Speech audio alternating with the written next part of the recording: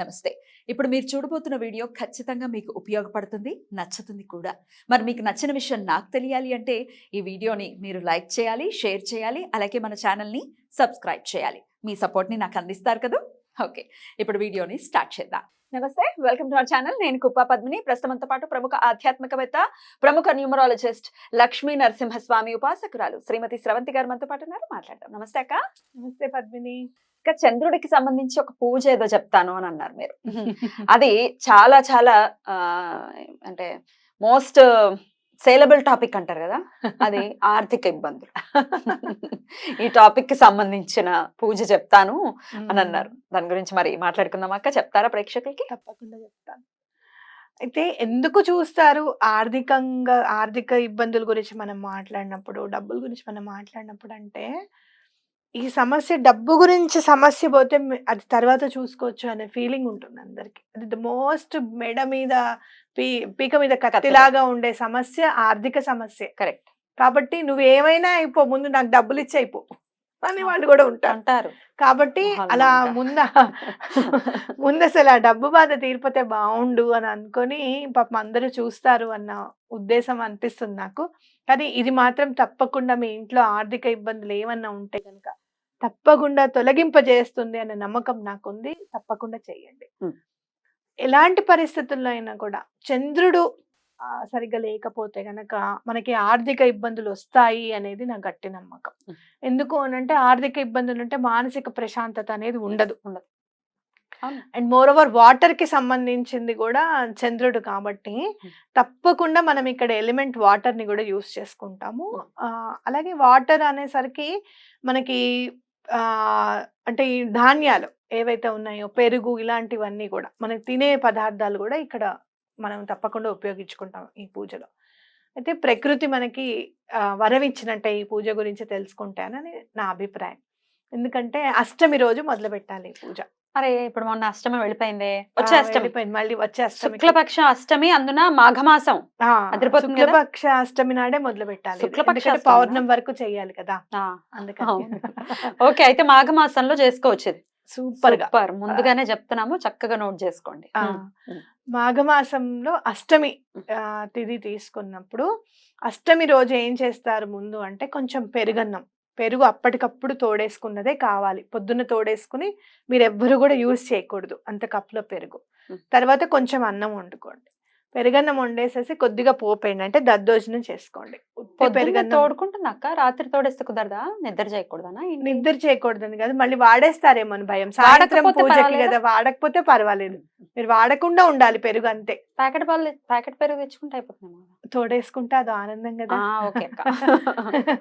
ఇంట్లో మీ ఇష్టం, ప్యాకెట్ పెరుగు వాడేవాళ్ళు కూడా ఉన్నారు. అలా అయితే ఆ ప్యాకెట్ ఎక్కడ కూడా ఓపెన్ చేయకుండా పెట్టుకోండి. పోపు వేయండి, కొంచెం దద్దోజనం చేయాలి. ఎందుకంటే ఉత్తి పెరుగన్నం మనం నైవేద్యం పెట్టమన్నమాట. కాబట్టి ఆ పెరుగన్నం తీసుకొని వెళ్ళి బయట చంద్రుడి దగ్గర పెట్టి ఒక మంచినీళ్ళు గ్లాస్తో వాటర్ పెట్టాలి. వాటర్ పెట్టేటప్పుడు గాజు గ్లాస్తోనే పెట్టండి ఎప్పుడైనా. ఎందుకు అనంటే మనం మేనిఫెస్టేషన్ టెక్నిక్స్ ఏమైనా చేసినప్పుడు మంచినీళ్ళతో చేసుకున్నప్పుడు అవి పారదర్శకంగా ఉండాలన్నమాట. పారదర్శకం అంటే సీత్రు కనిపించేలాగా ఉండాలన్నమాట. అది గాజు గ్లాస్ లో పెట్టుకోవాలి. అయితే పెట్టుకొని అక్కడ మనము అమ్మవారికి ఒక దీపం కూడా వెలిగిస్తాం. తులసి కోట దగ్గర పెట్టుకోండి అందరు చక్కగా.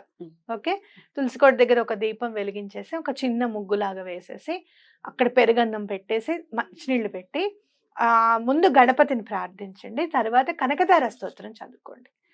అదే పౌర్ణమి నాడు కాదు, ప్రతిరోజు అష్టమి నాడే. అష్టమి, నవమి, దశమి, ఏకాదశి, ద్వాదశి, త్రయోదశి, చతుర్దశి, ఆ తర్వాత పౌర్ణమి. 8 రోజులు. 8 రోజులు. మీరు ఇక్కడ చూడండి, 8 సంఖ్య వచ్చింది. అష్టలక్ష్ములకి తోడనమాట. అష్టలక్ష్ములకి మనం పూజ చేసినట్టే.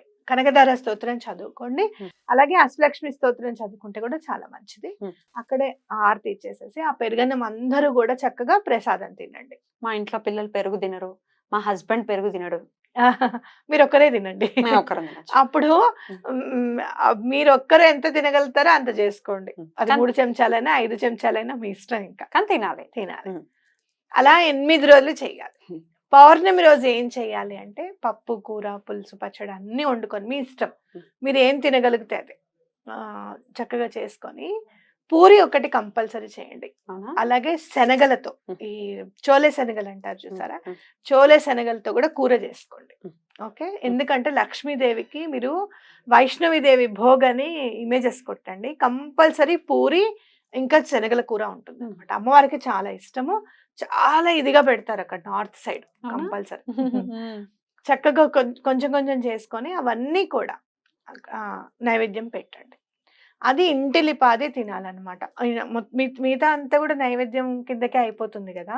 ఆకులో పెట్టింది మాత్రము పూజ చేసుకున్న వాళ్ళు భర్త ఇద్దరు తినాలన్నమాట ఖచ్చితంగా. మిగతా అందరూ మామూలుగా తినేసేయచ్చు. అక్కడ విస్తరాకులో పెట్టింది మాత్రం ఖచ్చితంగా వైఫ్ అండ్ హస్బెండ్ కూడా తినాలి. ఇక్కడ పెరుగొన్నానికి మీరు విస్తరాకులో పెడితే చాలా మంచిది. ఏది అరిటాకులో. అరిటాకులో. ఇప్పుడు విస్తరాకులు మరి ఎండిపోయినట్టుగా దొరుకుతున్నాయి. అరిటాకులో గనక పెరుగన్నం నైవేద్యం పెడితే ప్రతిరోజు చాలా మంచిది. మీకు దొరికితే అరిటాకు యూస్ చేసుకోండి. ఈ చక్కగా 8 రోజులు చక్కగా దొరుకుతున్నాయి. 10 రూపాయలు పెడితే 5 ఆకులు చక్కగా దొరుకుతాయి. అలా ఇప్పుడు ఫారెన్ లో ఉంటాయి ఎట్లా? ఫారెన్ లో ఉంటాయి కదా అక్క. ఫారెన్ లో ఉంటే మామూలుగా మీరు కప్స్ వస్తున్నాయి ఇప్పుడు వాళ్ళకి కూడా. ఏంటి మన విస్తరాకులతోనే ప్లేట్లు వస్తున్నాయి అక్కడ. సూపర్, అయితే ఒక ఆర్డర్ పెట్టేసుకుంటాయి. లేదు అట్లా కాదు అని అనుకుంటే గనక మామూలుగా ఏ ప్లేట్ అయినా స్టీల్ ది కాకుండా మిగతా ఏవైనా మీరు చూసుకోండి. ఇంకా గాజు ప్లేట్, సిరమిక్, పింగాణి ప్లేట్స్ ఉంటాయి కదా మన దగ్గర డైనింగ్ కి సంబంధించినవి. క్రాకరీ ఐటమ్స్ ఉంటాయి కదా, దాంట్లో పెట్టుకోండి. అరిటాకులో పెడితే చాలా మంచిది. అష్టమి నుంచి పౌర్ణమి వరకు చేయాలి. మధ్యలో అడ్డొస్తే ఏంటి పరిస్థితి? అడ్డు రాకుండా తెలుస్తుందిగా మనకి. పీసీఓడి ఉంటే పీసీఓడి ఉంటే ఇక 8 రోజులు రాకమ్మా అని అన్నం పెట్టుకోవడమే. వచ్చింది అంటే మళ్ళీ అష్టమికి కంటిన్యూ చేయడం కుదరదు కదా. కంటిన్యూ చేయడం కుదరదు. ఎందుకంటే వండే వాళ్ళు ఉండాలి, నైవేద్యం పెట్టే వాళ్ళు ఉండాలి, వీళ్ళు పక్కన కూర్చోవాలి. ఇవన్నీ ఎంతమంది ఇళ్లలో కుదురుతాయో నాకైతే తెలియదు కదా.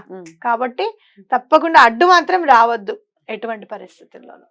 కనకదార స్తోత్రం ప్రతిరోజు ఈ 8 రోజులు చెయ్యాలి. అలాగే అక్క అష్టలక్ష్మి ఇది కూడా చదువుకోండి చక్కగా 8 రోజులు. మహాలక్ష్మి అష్టకమా? లేదు, సుమనస వందిత సుందరి మాధవి అని ఉంటుంది కదా, 8 లక్ష్ములని మనం అష్టలక్ష్ములకి సంబంధించి. అలా ఎలాంటి బాధ ఉన్నా కూడా తొలగిపోతుంది. మీ పిల్లలకి వివాహం అవ్వాలి అంటే కూడా ఈ పని అవుతుంది. ఆర్థిక ఇబ్బందులు తొలగిపోతాయి. అలాగే సంతానం కోసం చేసే వాళ్ళు కూడా ఈ పూజ చేయొచ్చు. మీరు ఇంకా పౌర్ణమికి మీకు ఓపిక ఉంటే పౌర్ణమి రోజు చక్కగా లలితా శాస్త్రం కూడా చదువుకోవచ్చు. అద్భుతం అక్క. అయితే ఈ పూజ 8 రోజులు చేసేటప్పుడు పొద్దున్నుంచి ఉపవాసం ఉండాలా, తల స్నానాలు చేయాలా, ఇవన్నీ నియమాలు? తల స్నానం మొదటి రోజు చేస్తే సరిపోతుంది. అయితే అన్నం తినకూడదు.